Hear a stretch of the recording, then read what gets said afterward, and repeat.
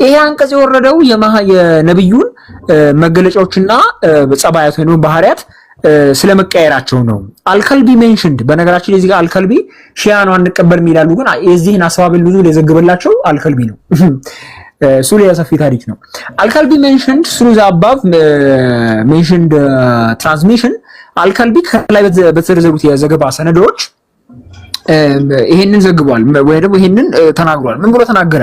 they are change the description of Allah's messenger in the scripture በመጽሐፍቶቻቸው ውስጥ ያለህ መልእክተኛን መገለጫዎች ቀይረዋል። they made him white and tall ነጭና ነብይ አርገውታል። ነጭና ረጅም አርገውታል። while the prophet was brown and of medium height ነብዩ ግን ጠየም ያለ ቡኒ ያለ መልክ የነበረውና መካከለኛ ቁመት ነበረው።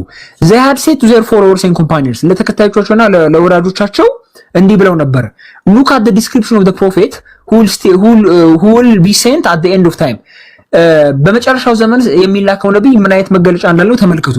his description መገለጫዎቹ his description does not match that of this የሱ መገለጫዎች ይሄንን ከዚህ ጋር አይመሳሰሉም ይሏቸዋል ለተከታዮቻቸውና ለወዳጆቻቸው። the Jewish rabbis and doctors used to gain some worldly benefits from the Jewish people የአይሁድ ረቢዎችና ሐኪሞች አንዳንድ ዓለማዊ ጥቅሞችን ከአይሁድ ህዝብ ያገኙ ነበር። and so they were afraid of losing this gain ስለዚህም ይሄንን ጥቅም ማጣት ፈርተው ነበር። if they were able to show the real description እውነተኛው መገለጫ ቢያሳዩ it is for this reason that they have changed it በዚህ ምክንያት የቀየሩት ይላል። ይሄ አሁን ተመልከቱ አስባብ ኑዙል ነው። የሱረቱል በቀራ ምዕራፍ 2 ቁጥር 79 አስባብ ኑዙል ነው። ምንድነው እያሉ ያሉት? ትክክለኛ ኦሪት ውስጥ ያለው መገለጫ መሐመድ ቡኒና መካከለኛ ቁመት ያለው ነው የሚል ነው።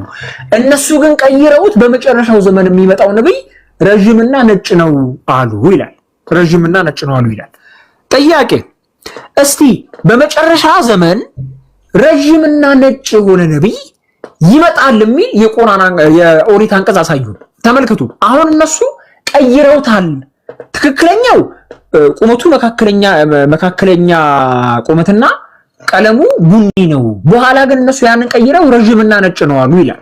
በመጨረሻው ዘመን የሚላከው ነብይ ረጅምና ነጭ ነው ብለው ቀየሩ። ትክክለኛው ግን ቡኒና መካከለኛ ቁመት ነው ያለው ይላል። እስቲ ቀየሩት የተባለውንም ነገር ከተውራት አሳዩ። ተመልከቱ። ቀየሩት የተባለውንም ነገር እንኳን ይሄ ትክክለኛውን አይደለም። ትክክለኛውን አጥፍተው ብረዛውን አስገባዋል እያለ ያሉት እስቲ ብረዛውን እንኳን ከተውራት አሳዩን። ማለትም ይሄ አንቀጽ 279 የወረደው በውሸት ነው። ለምንድን ነው? ረጅም የሆነ ነጭ ሆነ በመጨረሻው ዘመን ይላካል የሚል አንድ አንቀጽ በተውራት ውስጥ የለም።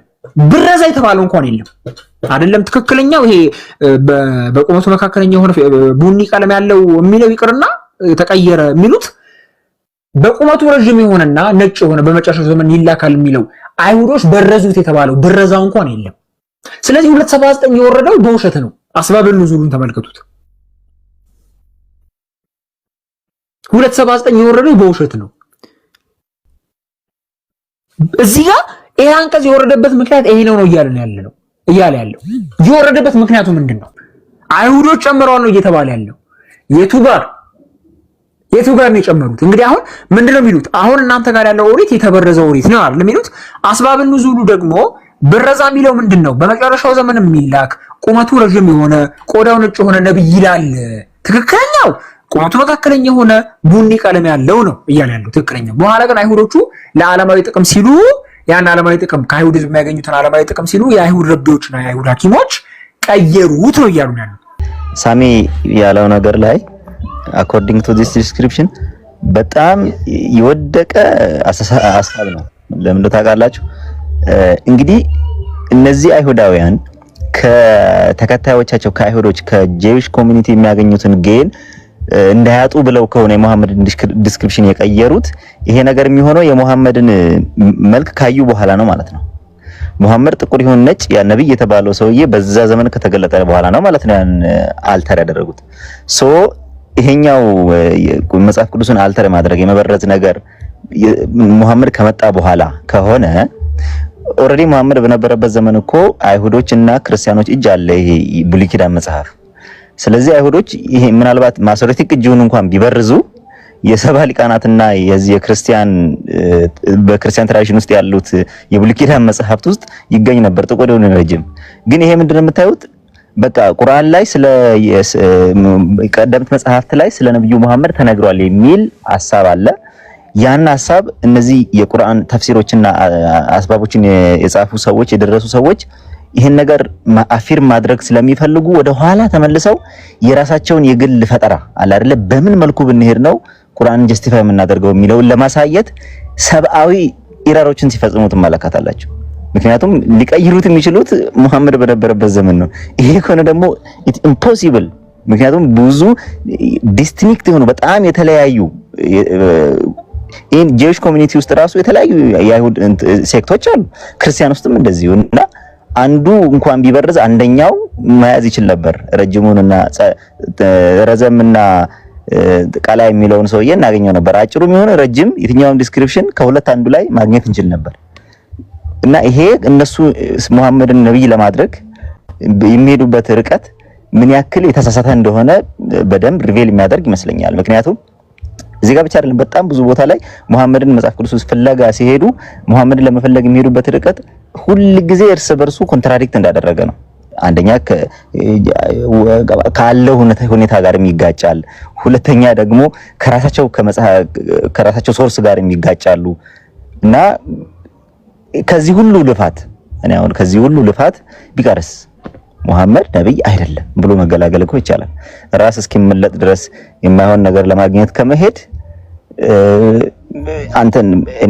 እኔ ግራ ይገባኛል። ይሄ ሁሉ ልፋት የሁሉ ጭንቀት አይል ብዙ ጊዜ መጽሐፍትን ሳገላበጥ ምናምን ሙሐመድን ነብይ ለማድረግ ኢቭን ወደ ህንዶች መጽሐፍት ዓለም ላይ የሃይማኖት መጽሐፍ ተብሎ የተያያዘ ሁሉ እኔም ነገ ጧት ሃይማኖት በመሰረት እኔም መጽሐፍ ላይ መተው ሙሐመድ መፈለጋቸው አይቀርም።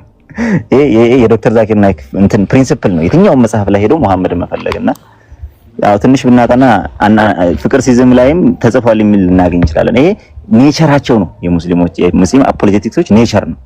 ከድሮ ይሄ ደግሞ ያሁን አይደለም፣ ትናንትና ከትናንት ወዲያ አይደለም ይሄን ነገር የጀመረው። ኤርሊ ሙስሊም ኮሚኒቲ ከጥንት ጀምሮ እየጫሩ ነው የመጡት። በቃ አሁን እኛ ኢየሱስ መሲህ ለማድረግ በቃ እነ ማቴዎስ እነ ማርቆስ ጽፈውልናል። እነሱ ግን ስቲል እስካሁን ድረስ ሙሐመድን ነብይ ለማድረግ ትራይ እያደረጉ ነው።